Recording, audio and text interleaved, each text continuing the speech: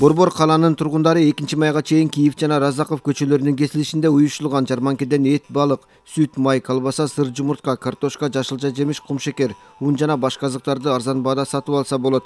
Ага дыйкан фермерлер өздөрү катышып, продукциясын ортомчусуз соодалайт.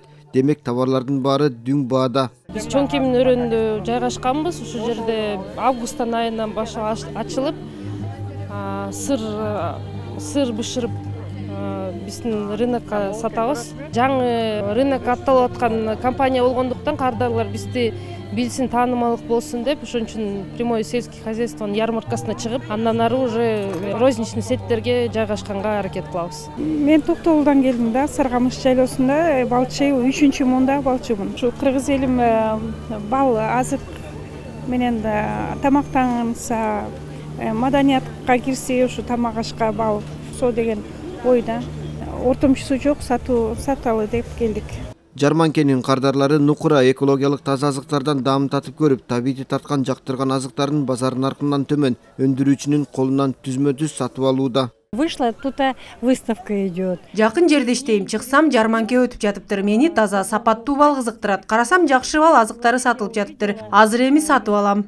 Мы предпочтение относим только к нашей продукции, кыргызской.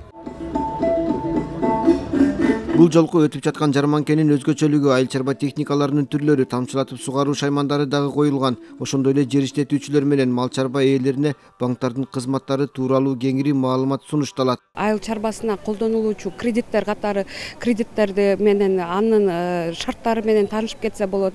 Мындан сырткары кепилдик фонду дагы бул жерде бар. Алар кандай ошол айыл чарбасына кандай салымдары бар экенин баардыгын ушул жерде билип кетсе болот. 3 күн бою өтөт. Кимге ошол айыл чарба тармагында кызыктар болгон болсо, баардыгы келип ушу биздин Кыргызстанда өндүрүлгөн продукциядан даам татып алып, биринчи колдон деп атабыз, ортомчусуз, кошумча нарксыз келип алып кеткенде ушундай мүмкүнчүлүк түзүп жатабыз.